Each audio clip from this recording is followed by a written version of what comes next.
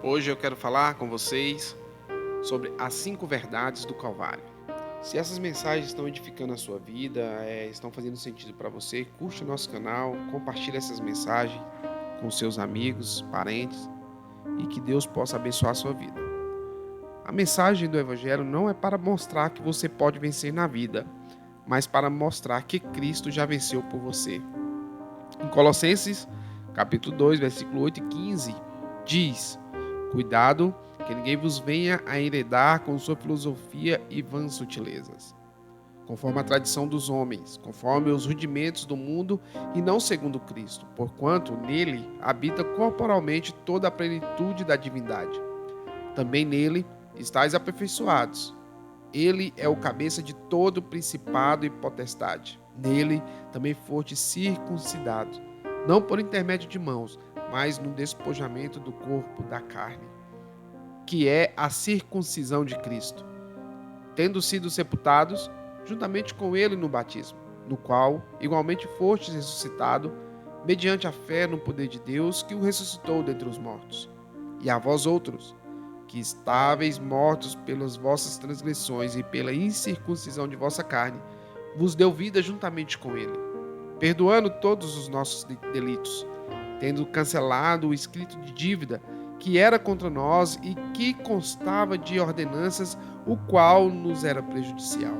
Removeu-o inteiramente, encravando-o na cruz e despojando os principados e as potestades, publicamente os expôs ao desprezo, triunfando deles na cruz. A transformação não é pelo nosso esforço. Se existe algo que cansa, é tentar se mudar. Você diz, eu vou ser um marido melhor, mas infelizmente essa decisão só dura até a oportunidade do próximo conflito conjugal. Contudo, você é uma pessoa insistente, então decide tentar novamente, mas percebe que o orgulho não deixa reconhecer sua falha diante do seu cônjuge e acaba desistindo. A obra de Deus não é uma questão de tentar se mudar, mas de ver Cristo, contemplá-lo e permitir que ele produza essa transformação em sua vida. O apóstolo Paulo diz em Colossenses 2,11: Nele também fostes circuncidados, não por intermédio de mãos, mas no despojamento do corpo da carne, que é a circuncisão de Cristo. A circuncisão era a maneira como um estrangeiro se tornava judeu. Bastava circuncidar e pronto. Agora ele era judeu. Era uma ação completamente humana, mas agora o apóstolo Paulo diz que não será por intermédio de mãos. Não é por intermédio de mãos, mas é pelo poder de Deus. É a obra de Cristo fazendo efeito em sua vida. Somente pelo poder de Deus, o Senhor pode transformar alguém, como Moisés, no homem mais manso da terra. Moisés tentou pela força do seu braço, pois achava que havia algo bom nele, até o dia que ele descobriu que a sua carne não habitava bem nenhum. Ele decidiu pela sua força salvar o seu povo e cometeu um mal terrível, matou um egípcio. Deus trabalhou em sua vida através do deserto, e o testemunho de Moisés se tornou de assassino ao homem mais manso da terra. Essa transformação apenas o Espírito Santo pode produzir.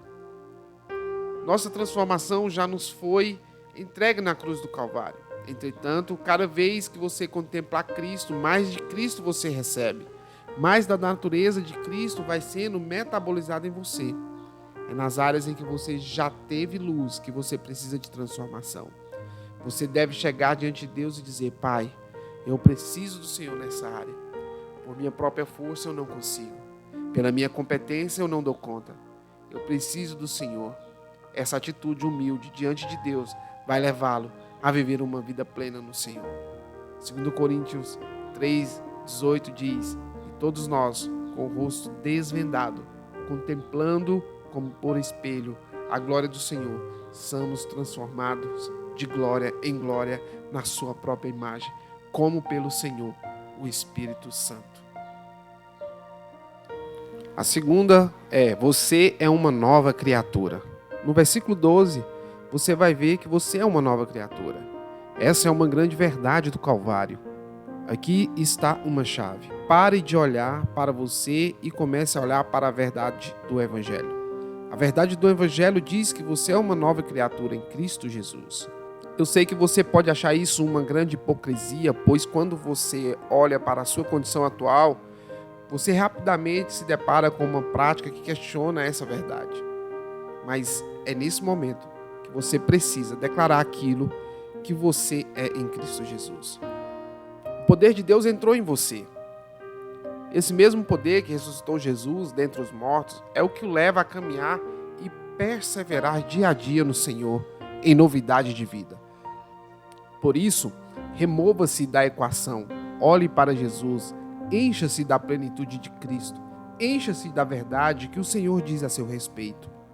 A obra do Calvário é uma obra de inclusão e substituição. O seu velho homem foi crucificado com Cristo. Tudo que está relacionado à sua velha natureza já ficou na cruz do Calvário. Agora, você que nasceu pelas águas do batismo é uma nova criatura. Quando Jesus ressuscitou, nós ressuscitamos com ele e deixamos nossa velha vida na sepultura. Por isso, continue caminhando, olhando para frente e não abra mão daquilo que o Senhor tem para você. Não aceite sugestões malignas, dizendo que não houve novo nascimento, que foi apenas uma experiência emocional. A obra que o Espírito Santo operou em você é eterna. Em Cristo, você já é uma nova criatura. 2 Coríntios 5,17 diz: E, assim, se alguém está em Cristo, é nova criatura. As coisas antigas já passaram, eis que se fizeram novas. A terceira foi: você foi perdoado. Colossenses 2,13 fala que: E a vós outros que estáis mortos pelas vossas transgressões e pela incircuncisão da vossa carne, vos deu vida juntamente com ele, perdoando todos os nossos delitos.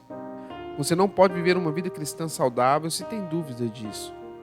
Quando você vive com a consciência de pecado, o pecado sempre o achará.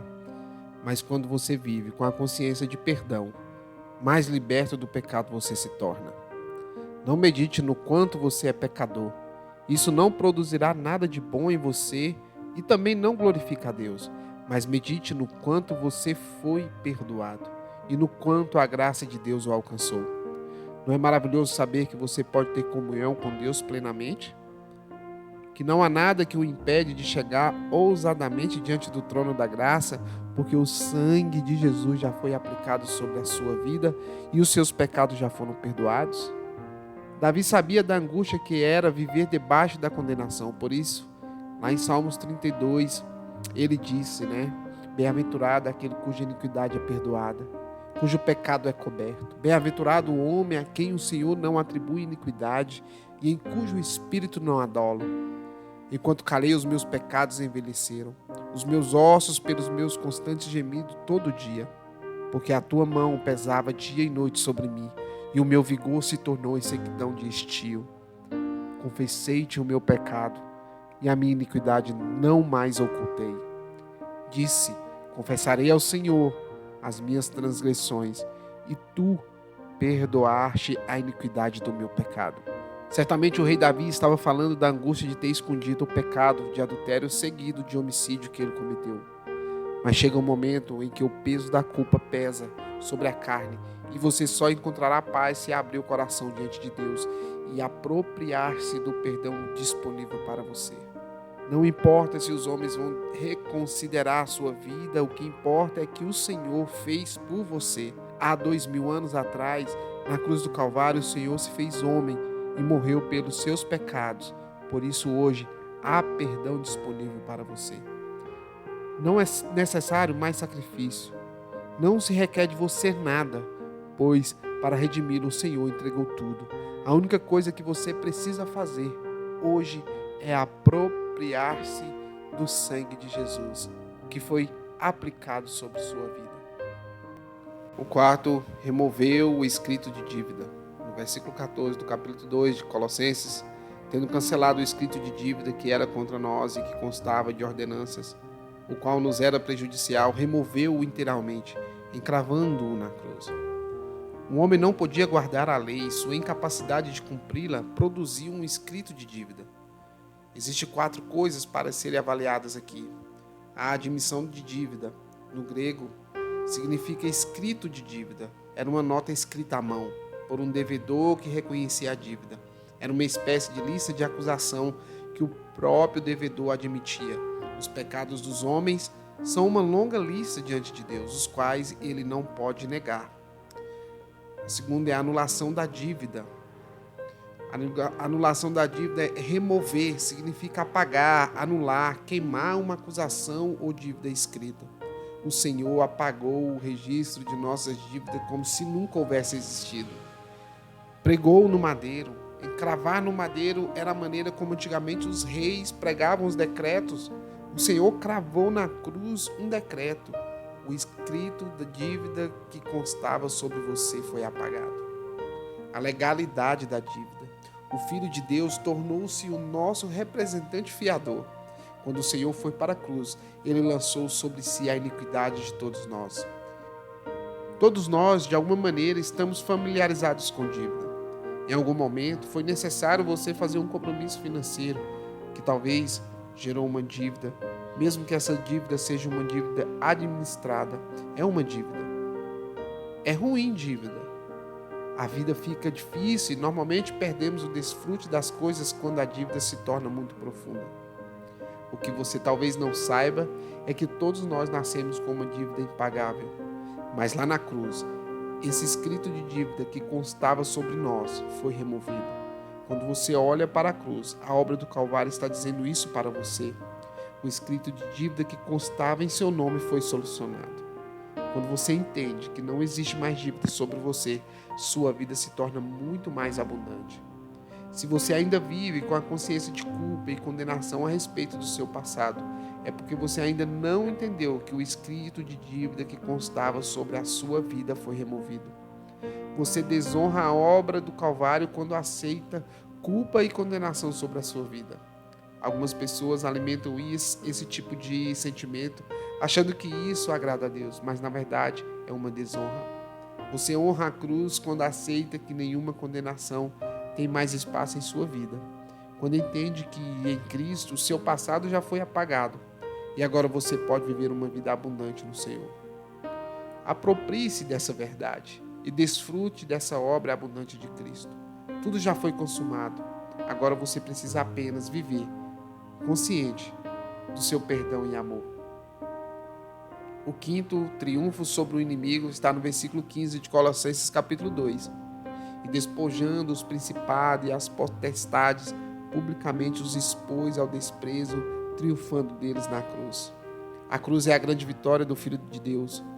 O Senhor triunfou sobre todo o poder do maligno. O diabo foi derrotado, desprezado na cruz. Hoje você foi colocado em um plano mais alto. A vida cristã é uma vida de apropriação. Tudo já foi conquistado. Agora precisamos apenas apropriar da vitória que já nos foi dada. A vitória para o seu casamento, para a sua vida financeira, para a criação dos seus filhos. A vitória completa disponível para você. Na cruz, o Senhor já conquistou tudo. Hoje, devemos apenas apropriarmos da vitória que nos foi dada. Deus abençoe seu dia, Deus abençoe você, que você possa ser abençoado por essa palavra.